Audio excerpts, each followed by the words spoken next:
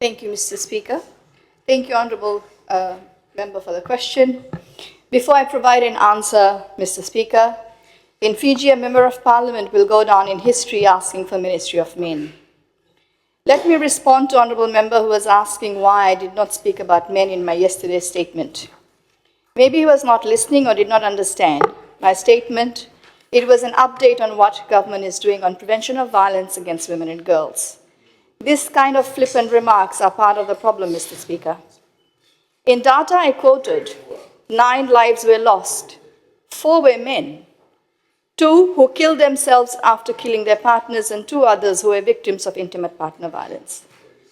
Violence leaves deep traumatic impact on all members of a family, especially children.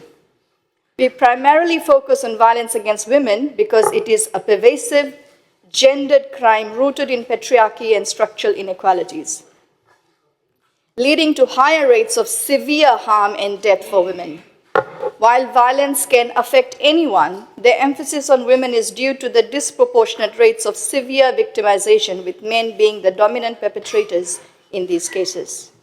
He obviously needs to go through an awareness and gender training on why there is focus on women, look at police reports for the last 10 years to understand the avalanche of abuse against women in Fiji. There are multiple researches available that shows that 2 out of 3 women in Fiji face violence in their own homes and communities. And our government has taken the issue seriously with the launch of Fiji's National Action Plan to Prevent Violence Against All Women and Girls, 2023 to 2028, and is working across sectors to prevent violence against our women and girls. Everything he's calling for is already being done. Toll-free lines, shelters, budget allocation. If a parliamentary leader doesn't know these, I wonder what he's sharing with his communities.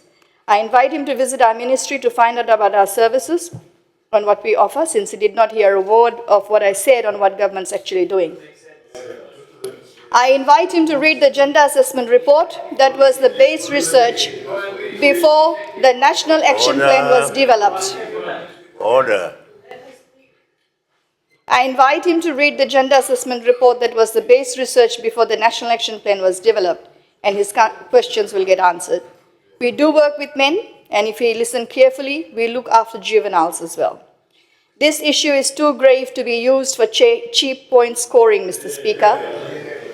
And I urge the members of this House to learn about this issue and become an advocate to help stop violence against our women and girls. He screamed his instruction that I should just go and build a home for older persons. That's what we did.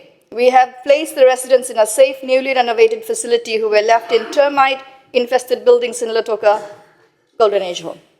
We can't just build new facilities without scoping. Maybe he needs to understand how these processes actually work, so I ask him to have patience. We are working on scoping to have the facilities built. Mr. Speaker, sir, now to the question. On the 11th of September 2025, the ministry convened the socializing... Order.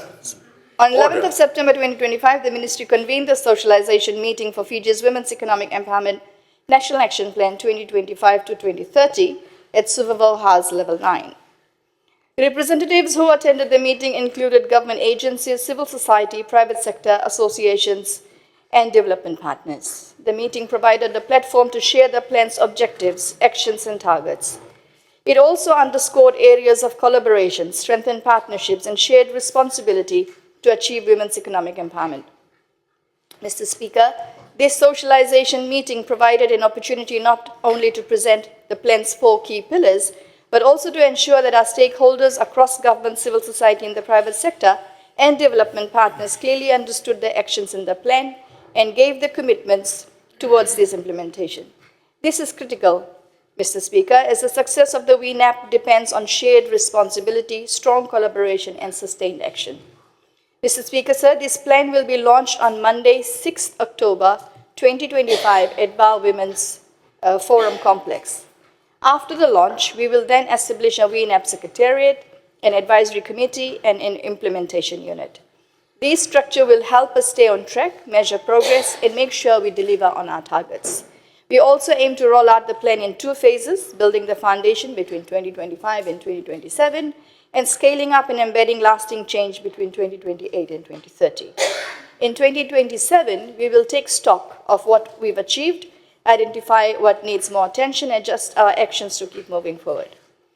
I wish to iterate that Fiji's Women's Economic Empowerment National Action Plan represents a shared commitment by government, civil society, development partners, and the people of Fiji to empower women and girls across our nation. The plan's 4 pillars, women at work, women in business, women's financial inclusion, and women's health and well-being, are actionable steps towards building an inclusive, resilient, and equitable society. The commitments made and the partnerships strengthened through this socialization process will guide our implementation, and together we can create opportunities, strengthen protections, and foster an environment where every Fijian woman can thrive. Before I sit down, Mr. Speaker, I wish you a very happy and blessed birthday. May you continue to be blessed with good health, and may we be guided by your leadership. Thank you, Mr. Speaker.